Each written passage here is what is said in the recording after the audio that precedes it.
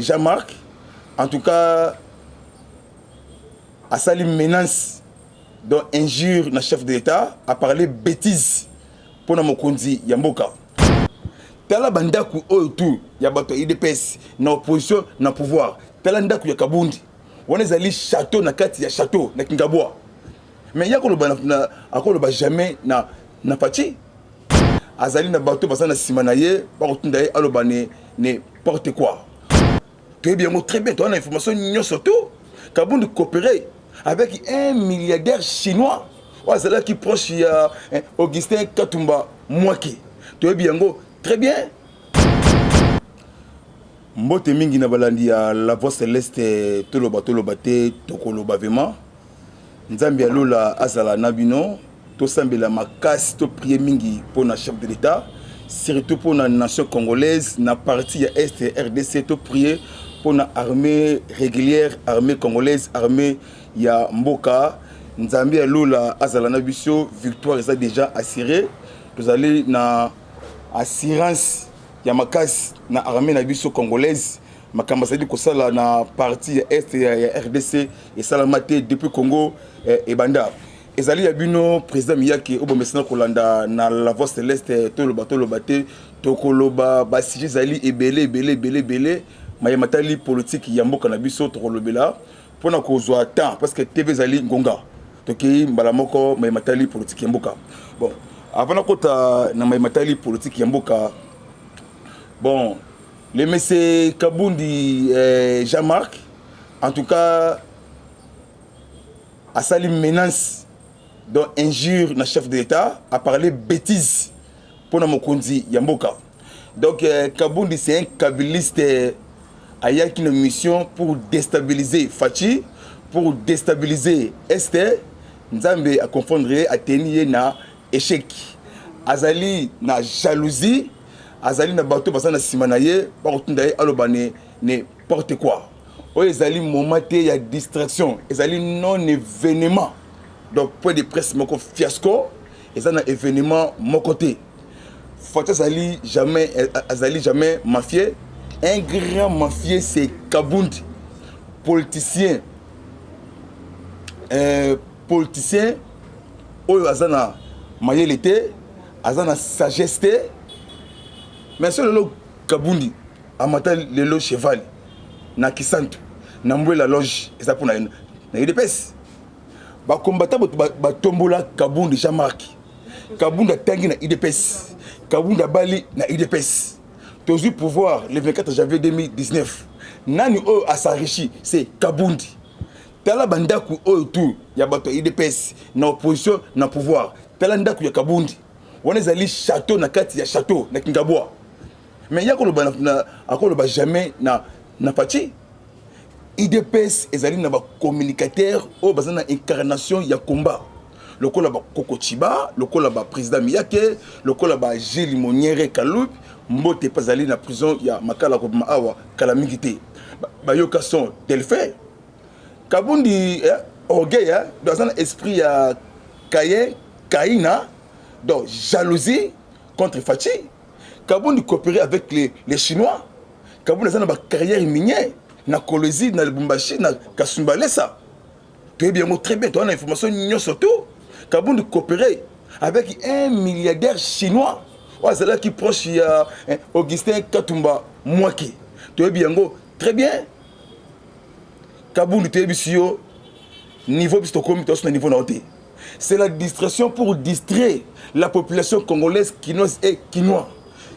Congolais et congolaises et patriotes ali, bisotou derrière chef de l'État, bisotou na simaya armée congolaise pour mettre fin sur cette fléau. Oh, il y a M23, parce que l'Ingaba créé espace dans le pays des non-ancêtres. Le Kabundi a commis Kabundi ça, Fachi. Le Kabundi a commis contre IDPS. Kabundi azali tisekediste te. Moutawuti na école tisekediste. Faut ça na idéologie. Ozana ni idéologie papa Etienne wa mulumba. Oyo luki okosili yango toko kipe ote porte pesa yo gaz un politicien hein Corbillard exacté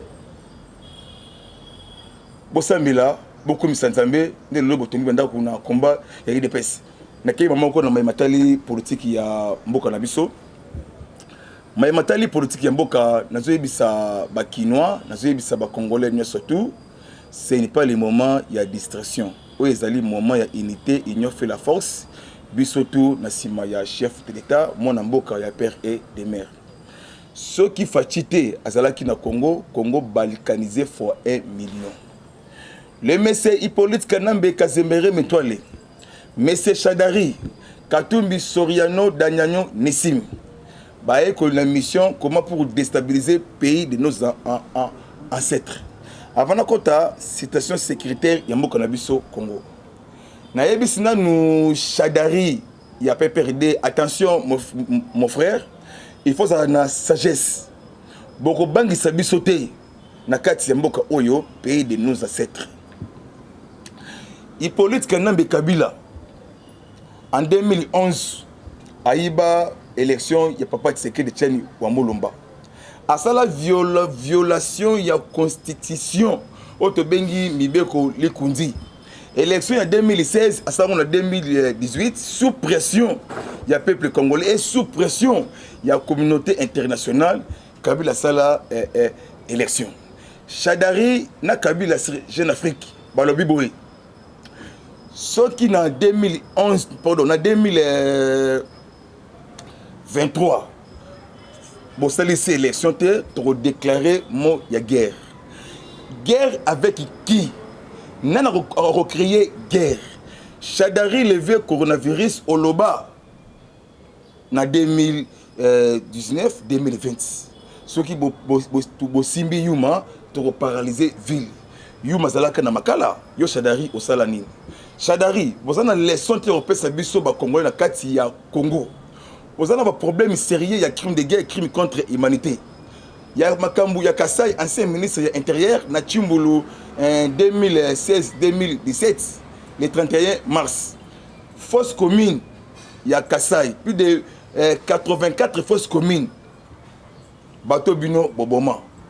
Le 19 septembre 2016, massacre ya combattant ya IDPS force commune ya Maloku to bo sénateur eloko mokoté bozana leso oté boko pesa biso to ba yu matin to ba mikete to ba to koli na politique ya Papa Tshisekedi de Tchani wa Mulumba boko bangisa biso te boko bangisa mutu moko te Fachi azali homme des droits élection resalama na délai constitutionnel na 2023 boko sala biso eloko moko te Fachi azali na mandaté azali na mission divine pona ko sangisa ba imboka ko tsape na kati ya mboka. Joseph Hippolyte Kanambe Kazemere Metwale a créé insécurité grandissante na partie ya est ya RDC. Nani aya na ba Kodeko, nani aya na ba ADF, nani aya na ba Mbororo, nani aya na Guidon Javé Karaire, nani aya na Ndumba Autodéfense Tourouanero. Plus de 189 groupes armés au bazana est ya RDC. Les opposants congolais bazaba opposanté. Bazali na intérêt personnel à Tonga, alia à Mboka Ebeba etali bangote. Un grand danseur ya Congo boye bien très bien. Na kotanga te kombo na ye po na fulae. Azalaka député na 2011, 12, 13 na 2018 a tikate ko motion na kati ya assemblée nationale pour la makambu ya insécurité grande site ya est ya RDC. Azala okende na maçonnerie pour na ko troubler mémoire ya peuple bantou, peuple dédié. Ce n'est pas le moment. Prophétie ya papa na biso David Ekofo le 17 mai 2017 na église ya SCC. Alobaki nini? Ba pays voisin bo sunga biso. Biso pe to sunga biso.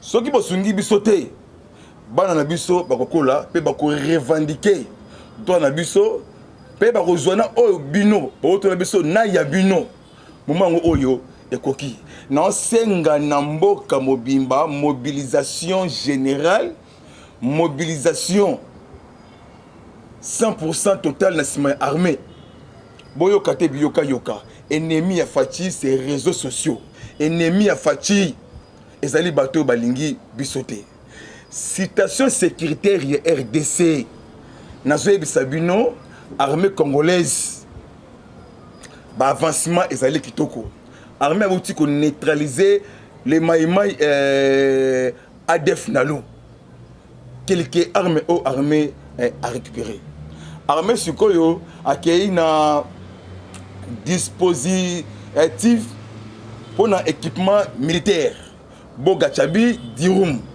le ADF Nalu na FPI au Bazali na Bogachabi na Irum na Nord Kivu bauti kotumba bandao babomi quelques civils c'est Rwandais Kagame Paul oazana sima ya ba force wana armée congolaise bauti kokanga mwana mwasi moko congolaise na kombo ya Sarah Hélène mobali na ye commandant ya ba ADF Nalu na 5 personnes ya ba motocycliste o ba pesaka ba groupes armés ba ADF Nalu ba kodeko ba boîte de conserve ko pesa bango mai ba biscuit tout na ba munitions armée et ngaki bango papa na biso Anthony Mwalishai ozali na porte-parole ya Sokola Grand Nord Sokola 1 apesa ki biso makambo salamaki na kati ya este ya RDC toujours situation sécuritaire ya RDC Fati à mettre fin na Kagame Paul Rwandais mokonzi mboka auti ko envoyer les émissaires du chef de l'état bakindaki na kati ya Kampala na kati ya Uganda quelques personnes chef de délégation Alexis Sisaro bakomi na kati ya Uganda réseaux sociaux zali pona ko déformer message information ya mokonzi ya mboka bakomi na niveau ya Kampala bapesiye message ya chef de l'état président Kaguta Yoweri Museveni a changé kombo comme na ye Yoseri Tabasibwa bazali main moral na Kagame Paul bazali main moral bango na président rwandais apesi position na yete na makambu ya agression ya M23 soutien 100% na Kagame Paul soutien 100% na armée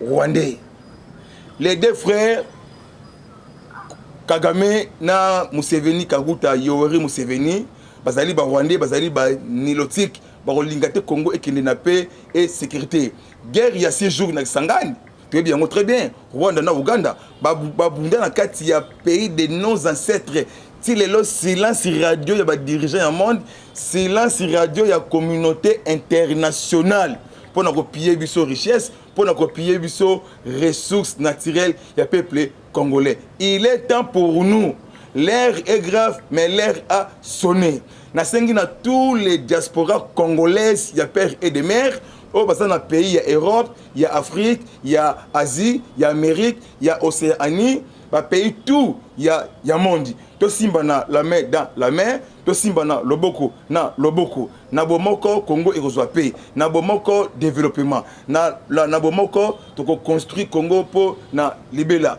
makambu ya Congo esenga biso tozwa mwana mboka oya kozala na leadership ya ba congolais bantu pour rassembler tous les Congolais parce que la vision il y a chef de l'État mwana ya mboka ya père et des mères mokonzi ya mboka asalaki mobembo samedi soir akomaki na Lusaka na Zambie na pays ya président Hakainde Hichilema président Fachi a participé na 4e réunion coordination ya Union africaine commission ya Union africaine exécutif ya Union africaine ezalaki na centre de conférence ya Kenneth Kaunda ancien président ya Zambie balobeli mayematali sécurité ya région ya Afrique balobeli pe diplomatie bilatérale bomonaki ba président ebele bomonaki ba président Hakainde Hichilema ba président Macky Sall ba président ebele o bazalaki na kati ya sommet wana o esala bandaki lobby dimanche chef de l'état avokinde Zambie chef de l'état ayambaki akordaki audience ayambaki président ya cour constitutionnelle na kombo ya Badibanga Kamuleta Dieudonné Badibanga avec opesa mokonzi mboka rapport ya assemblée générale magistrature suprême oyo esalamaki na palais du peuple fin ya clôture nango ezalaki mercredi balobi fo balongola bamagistrat kabiliste oyo baye na mission mpona kodéstabiliser tous les instances oyo tobengi cour de cassation oyo tobengi TGI Gombe oyo tobengi cour d'appel parce que Dieu donné Kalouba c'est un kabiliste à fragiliser justice ya kozwa mbongo ya bandeko gauche droite mpona ko manipuler tous les instances. Kalouba Kamuleta Badi Banga yaye ko sauver justice évancée oyo bazali na ba problème ya crime de guerre crime contre humanité bakobomba ete ake mbala moko mokonzi ya mboka Fachi Beton aza na mission ya Nzambe oyo nazoyebisa bino sikoyo esika bozali bosepela victoire diplomatie ya Fachi na Angola et pas ya João Lourenço. La communauté internationale dirigeant tout ya monde babande ko prier Kagame Paul mutu abenga biso partenaire stratégique États-Unis d'Amérique à kosa biso stratégique ya buzoba po ya pia ka ressources ya peuple congolais. Fachi abisi bango plusieurs fois nazali menacé na M23 soutien par armée rwandais Yemeko Kagame Paul. La communauté internationale balobi épreuve moko ezate. Fachi a joué sagesse. Abengi président Lourenço João a joué médiation. Commission mixte Rwanda Congo bakutani na kati ya Rwanda. Fachi a ebisi Kagame très bien. Ndima que zaliste na sima ya M23 Kagame a démentir. Fachi a ebisi Kagame deux fois Kagame aboyi. Mais Kagame a signé cesser les faits. Mais Kagame azana sima ya M23. Document est envolé dans tous les organes internationaux, Nations Unies, Union africaine, CAC, SADC. Bazuba document ya Congo. Kagame l'a vu entre la mort. Asali haute trahison na ba occidentaux na ba américains. O bazala qui derrière ya Kagame Paul. Kagame azongi na kati ya Rwanda. Asali si plusieurs fois sorti médiatique. Kagame a tenu point de presse, a ici France 24, a ici BBC, a ici RFI. Mais Fachi zonga na kati ya mboka na biso Congo. Aucun contact avec les médias congolais et les médias internationaux. Kagame a beli Boulogi, aloba Tongo, aloba pourquoi. Kagame a bengi Vincent Biruta, a bengi James Kabarebe, a bengi autorité militaire et armée rwandaise. A bengi 7 documents. Balobi même c'est au salut haute trahison. Mais pourquoi on dit cesser les faits? Le Zali le 18 juillet, le Zali démarrage il y a commission mixte na kati Angola pour jouer médiation président angolais jouant Lourenço pour 3 jours, les 18 au 19 au 20. Président angolais a redessiné 3 généraux.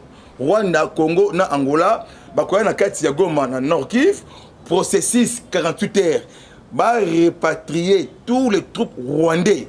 Eux ils sont na sol ya Congo sans condition. Ceux qui Kagame a s'entêté, bako lancer, bako taquer, bako pesa Congo raison. Bravo et bravo na chef de l'État, Nzambe apambola yo, apesa toujours makas. Toza na sima na yo tokotika yo te tokozala na yo butu na moyo toza na yo toyebi ke kalami ki occupé na ba vie na biso o asali point de presse na Kingabwa azali tisekediste te azali kabiliste mission pour déstabiliser ye moko mafia ya munene ya ba carrière minier o ya tongi ndaku na kati ya Kingabwa. C'est la distraction pour distraire nation congolaise. Ce n'est pas le moment, il y a distraction. Moment, il y a l'issue likolo, il y a l'issue. Bissonio surtout na sima chef de l'État, bissonio surtout na sima armée congolaise pour mettre fin sur cette fléau. Pour votre information, na kati ya Rwanda, na kati ya Uganda, ba autorité militaire ya Rwanda, ba autorité militaire ya Rwanda, le 3e jour, ba osala recrutement na ba jeune rwandais na ba jeune ya Uganda. Avant matana mutuka, ba pesi yo $250 à $300 au matana kati ya mutuka pour na ko renforcer M23 bataquer Congo. Toujours kaka na cadre ya information o biso tokotika te ya kozwa ba information vraiment na mozindo kopesa ngo liboso ya etandi ya ike kopesa ngo deva face aux caméras na la voix céleste. James Kabarebe na ba autorité militaire ya armée rwandais. Conversation téléphonique armée rwandais ba généraux rwandais na ministre de défense ya Rwanda contact avec ba M23 ndeni ba kotake Congo. Tala politique fati abeti. Ayebisi MONUSCO 2024 olongwa na Congo. Mais nazana regret ya makasi ya Kansini Indian porte-parole ya mission onisienne en RDC otobengi MONUSCO. Comment que MONUSCO ozolobake biso MONUSCO tozali na makasite ya kobunda na M23. Arme oyo M23 zana yango biso MONUSCO tozana yango te. MONUSCO lobi yango le 5e jour. Ezali message pour nous déstabiliser l'armée congolaise, pour nous paniquer l'armée congolaise. Tellement bateni bino na échec na armée congolaise, na Fathi Beton, commandant suprême, chef de l'État, président de la République. Bon, comme est-ce que vous créer tension, vous créer séparation dans l'armée congolaise. En 2013, toujours mission onisienne, en neutralisant M23 na ba hélicoptère ya MONUSCO en 2013. Quand MONUSCO a lobby que M23 bazana na manduki, o biso tozana yango te. MONUSCO mission onisienne, bozana na manduki te, o M23 azana yango. Ezali la mensongerie pour créer fissure na kati ya armée congolaise. Toko tikate, toko cédé na intimidation na mabe na bino na kati ya armée congolaise. Congolais non surtout na sima ya armée. Kaka MONUSCO wana azoloba lisusu. Les affrontements en retour biso MONUSCO tozali incapable ya kotaki M23 na kati ya retour MONUSCO aza ko collaborer na ba M23. MONUSCO ayaki pona yote ayaki pona kopesa Rwanda Force ayaki pona ko balkaniser pays de nos ancêtres. Fati empêcher bango Congo za te na balkanisation. Bosuki. Merci na excellence Patrick Mouyaya, ministre de la communication et médias. Alobi yango bien parce que Kassini Indian MONUSCO, ba monique armée a ça la vitesse offensive, il y a qu'on neutraliser tous les poches noires négatifs. Oh bango bazangi makasi ba komi ko kinde na mensonge na kati ya mboka na biso. Ba français ba poni docteur Mukwege comme candidat na bango na 2023 to yebisi ba français ezalité mboka ba français ezali mboka ya ba congolais. Congolais nyon surtout azongisi conscience na ye to simbani la main dans la mer. Merci vraiment et bravo, félicitations na ba professeur ya Congo na niveau États-Unis d'Amérique. Oh basala qui marche moko pacifique ba keda ki na département d'État américain pour l'Afrique ba déposer mémo na bango ba même qui des constitutions ya biso na ya ba américain tozali libre ya kosomba mandu qui place tout au lingi pour na combattre la intégrité territoriale ya mboka na biso. États-Unis a trahi biso, États-Unis azali pour na biso te azali pour na ba pays mafieux alors que Congo ezala balkanisé. Maye matali politique ya mboka toko baka maye matali politique ya mboka na biso. Denis Kadima président Seni autaki koyamba conseiller diplomatique et ambassadrice États-Unis d'Amérique na kati ya Kinshasa William Ecos. États-Unis olé aya na makambu ya sécurité ya est tala politique ya mabe na makambu ya élection. Mais 2023 tout ça la élection, il n'y aura pas de dialogue avant élection. William Ecos, conseiller diplomatique, et ambassadrice des États-Unis d'Amérique na kati ya Kinshasa. Oh, bis États-Unis d'Amérique. Toye awa, to pe sabino logistique pour l'élection 2023. Na sepela ki na sagesse, ya papa na biso Denis Kadima. Alobinin. Bino abito sepeli na boyei ya mboka ya John Biden na kati ya Congo. Bino bozaka kapona observation civique. Logistique ezaka kaya biso moko. Ndenge Kabila asalaki élection na 2018 pendenge ko salama na kati ya Congo financement ya biso moko. To boyi ko zombongo na bino les Européens, les Occidentaux, États-Unis d'Amérique. Parce que bino vous allez battre ya ba ingérence bon kele na imposition makambu ya imposition ezate. Congo ezangi mbongo te ya ko financer élection ya ko somba logistique ya matériel ya seni tozangi yango te. Ngonga na biso ekoki eloko nyonso tu ezalaka na suka na ebandeli. Mais suka ya likambu ezalaka panique, ezalaka tension. Ancien RFI Alain Foka. Mais Alain Foka le dit très bien. Silence na ba dirigeant ya monde. Asengi solidarité mondiale na peuple congolais. Attaque M23 bazolo baté. Les ADF nalu ba attaquer bazolo baté. Silence radio na ba dirigeant ya monde. Silence radio na communauté internationale. Les pays puissance occidentaux au bazana même mise na minerai ya peuple congolais. En 1884 et 85 conférence de Berlin. Partage ya Congo na 3 parties comme un morceau de gâteau. Congo belge, Congo portugais, Congo France. Impérialisme, esclavagisme, colonisation, souffrance ya peuple africain pour la ressource na bango. Nzambe merci. Ngonga na biso koki. Russie a participé à la conférence de Berlin. Russie. Vladimir Poutine a tremblé les Occidentaux, a tremblé les Américains. Les militaires russes, basant la carte ya Centrafrique, na cité de Berengo, il y a ancien président centrafricain, empereur Bokassa. Mais les Occidentaux, bah lâché Paul Kagame, parce que Poutine a boité pas na Centrafrique, pembe na RDC.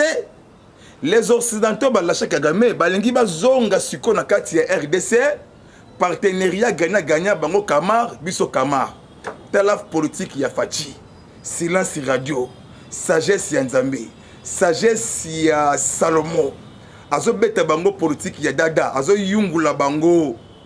Mais c'est Herman Cohen, ancien chargé aux affaires africains, ancien secrétaire d'État américain, ambassadeur il y a États-Unis na Zaïre à l'époque, à lobby Mali na Congo bo rejeter cette décision bo ya yango. Avis de recherche bazoluka homme d'affaires français na kombo ya Pascal Bigera bazoluka Pascal parce que faux usage de faux en écriture azo risqué 20 ans de prison à ça 20 ans homme d'affaires français Pascal bazoluka ye azo risqué 20 ans de prison faux usage de faux en écriture au bazali kolukaye bo s'abonner massivement makambo ezali ebele ya koloba meta na biso ezali muke boyoka te biyoka yoka Fachi à mettre bango fin tension ba réalisation ya Fachi su ya kolobate banzile ko salama soki Olive Lembe mwasi ya Kabila abandi ko critiquer Fachi ko finga Fachi ngai na ko yango te ezali victoire ya Fachi. Fachi a posé ba pierre nous a posé te mais a inauguré biloko bayeko surtout ka déjà c'est déjà inauguré hôtel point ya Bongolo su Kabila su Fachi eza ndenge moko te.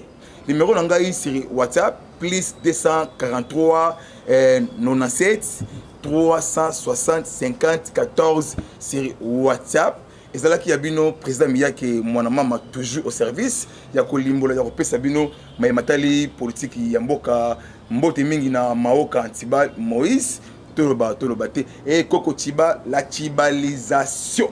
Tout simbana la main dans la main, ce n'est pas le moment, il y a distraction. Kabundi a essayé à quoi le col accueilli dans manquement et pas le chef de l'État, lui, n'importe quoi na Kinkabwa.